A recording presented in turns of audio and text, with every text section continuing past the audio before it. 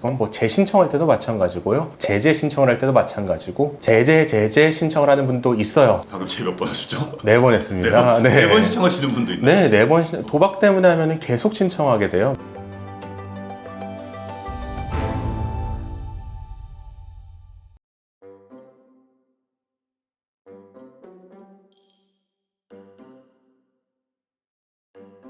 도박으로 개인회생 오시는 분들이 좀 많이 계신가요? 많아요. 엄청 많습니다. 대략적인 비율이 그럼 제가 정확한 통계를 뽑아보진 않았지만 한 10명이면 한 2명 정도는 도박 배진 것 같아요.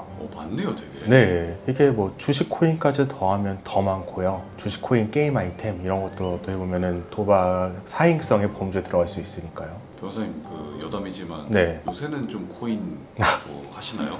요새는 쳐다도 안 봅니다. 배가 아파서 쳐다보지 않습니다. 코인은 네. 도박인가요 아닌가요? 저는 도박이라고 생각을 해요. 사람마다 생각은 다를 수 있으니까요. 내가 한 건 도박이었다. 네, 그렇죠. 저는 도박을 했었죠. 네. 그러면은 궁금한 게 도박에 포함되는 좀 종류가 어떤 것들이 있나 뭐 보셨던 것 중에? 거의 뭐 인터넷 도박이 제일 많고요. 뭐 인터넷 바카라라든지 아니면은 불법 스포츠 도토 이런 게 도박의 범주는 제일 많고, 게임 아이템 구매하는 거 그것도 이제 가챠 아이템이라 그래서 확률적으로 나오는 거니까 그것도 도박의 범주에 들어가고요. 그 정도인 것 같아요. 그러면은 도박이라는 게 문제가 흔히 우리가 도박은 질병이다, 끊기가 어렵다 이렇잖아요. 그렇죠. 그래서 네. 회생으로 그거를 막았다고 하더라도 이후에 또 도박을 하시는 분들도 많지 않나요? 사실은 거의 다 그러세요. 아 그래요? 네. 그래서 도박으로 재신청을 상담하시는 분이 굉장히 많아요. 그러면 법원에서는 좀 어떻게 보나요? 법원에서는 기본적으로 법원도 그런 사례를 워낙 많이 봤을 테니까 도박으로 인해서 개인회생을 신청을 하게 되면은 법원에 도박 관련해서 상담 치료를 받고 있다 아니면 교육을 받는다라는 그런 이수증을 제출하라고 많이 요구를 해요. 사실은 그분들은 개인회생보다는 도박 치료가 더 먼저거든요. 우리가 이거를 비유로 들 수 있을 것 같아요. 술을 많이 마셔서 간암을 걸리면 간암 수술을 또 해야 되지만 술을 끊지 않으면은 결국에는 간암이 걸리게 될 확률이 굉장히 높잖아요. 이거 마찬가지로 도박으로 인해서 개인회생 오신 분들은 개인회생은 이제 결과일 뿐이고 진짜 문제는 도박이에요. 저는 이제 개인회생도 경제적인 어떤 질병으로 비유를 하는데, 도박 자체가 하나의 질병이기 때문에 그거를 끊지 않으시면은 개인회생을 당장 하시더라도 문제가 반드시 발생한다. 그러면은 어쨌든 도박 빚으로 회생까지 오게 되었고 내가 치료를 좀 잘 받고 있다라는 거를 소명을 하면은 법원에서 그럼 도박 빚을 좀 어떤 식으로 보나요? 도박빚은 사실 감액해 주지는 않아요. 사실 도박빚 같은 경우에는 개인회생의 취지에 어긋나요. 개인회생은 성실하지만 불운한 채무자를 위한 건데 불운해서 못 딴 거 아닐까요? 네.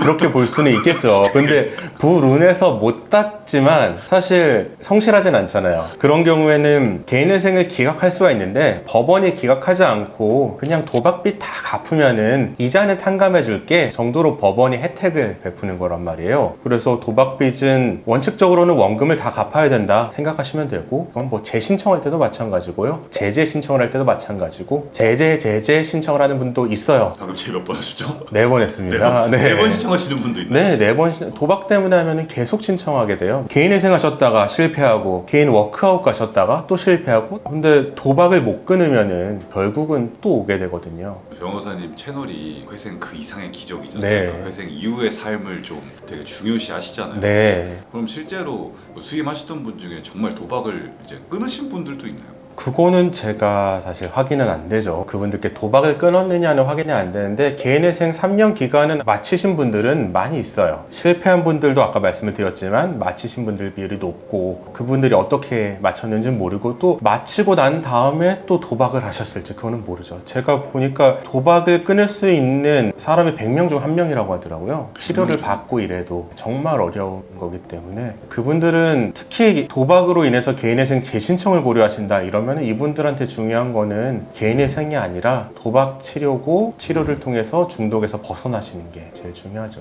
그러면은 만약에 도박 빚으로 상담을 오시게 되면은 네. 먼저 이제 치료를 받으실 수 있도록 안내를 먼저 해주시겠네요. 네, 당연히 안내를 해드리죠. 절차대로 밟고. 이분들도 재정적인 걸 해결해 드릴 수 있는데 이분들한테 더 중요한 거를 해결하실 수 있게 저희가 조언을 해드리죠.